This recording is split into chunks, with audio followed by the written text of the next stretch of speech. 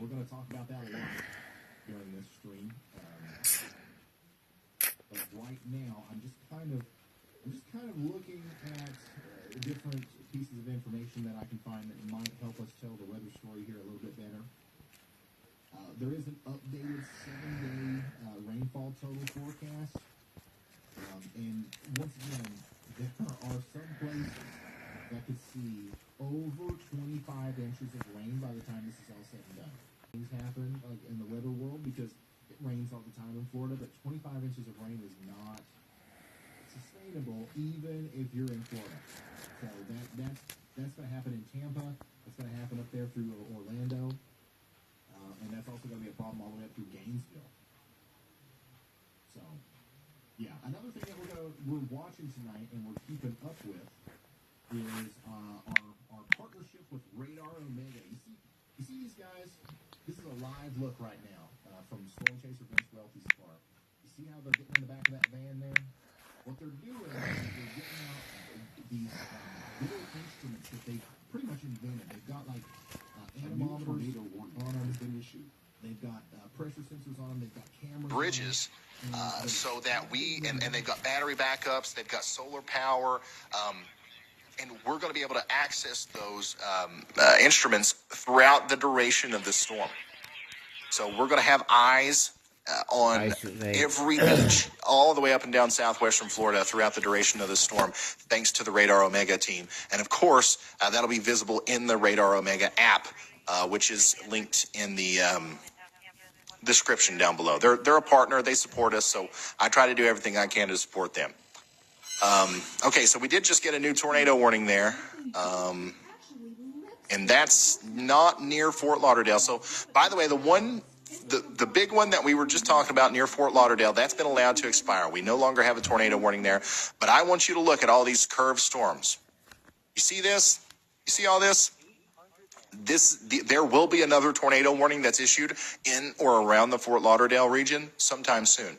I don't know when, but I don't want anybody to let their guard down because these storms are just primed to drop tornadoes right now. The new warning that just came through is actually up here south of Clewiston, and you can see that there is a very good area of rotation there. But thankfully, this is in a much, much less populated zone. So some of the honestly, there's not even a new tornado warning. There's not a lot of there's not a lot of places to reference here. This is kind of in the swamp, thankfully. But another tornado warning was just issued. And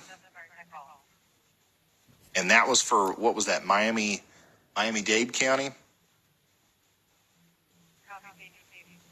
Yeah, it was.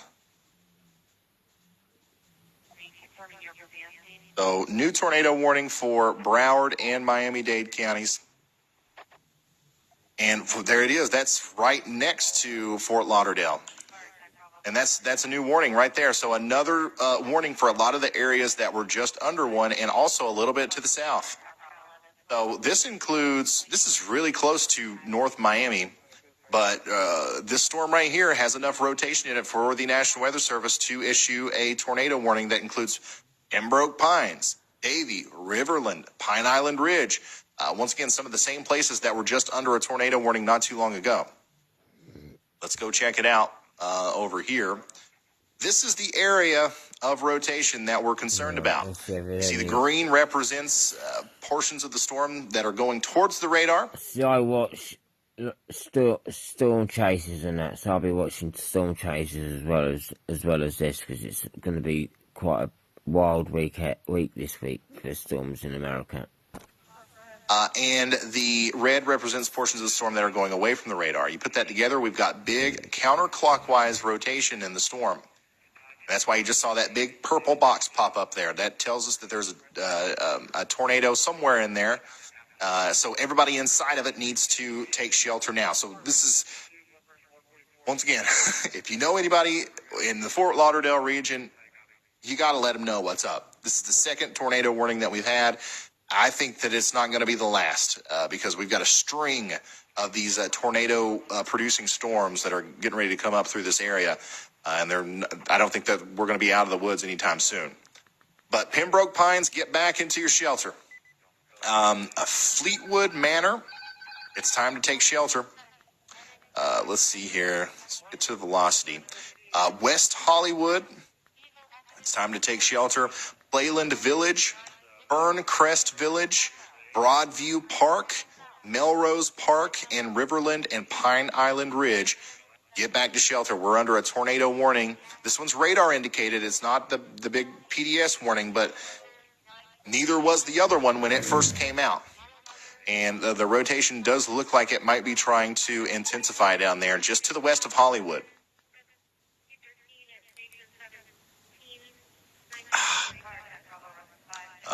This is one of many tornado warnings that we've seen today. And we started talking about the possibility of this happening several hours ago. So hopefully we've had the right people listening, and now people are taking heed of the warnings here.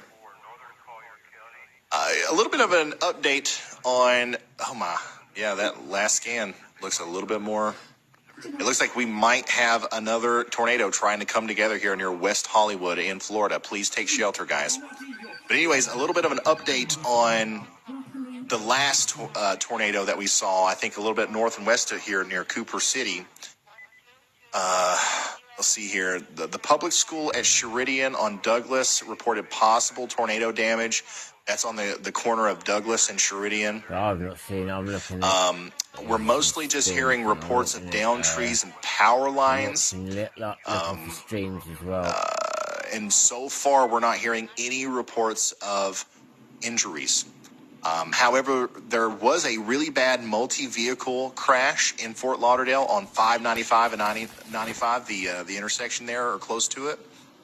It's unknown as to whether or not that's weather-related, but we're getting a lot of damage reports from Pasadena Boulevard as well. So we believe we just saw a tornado go through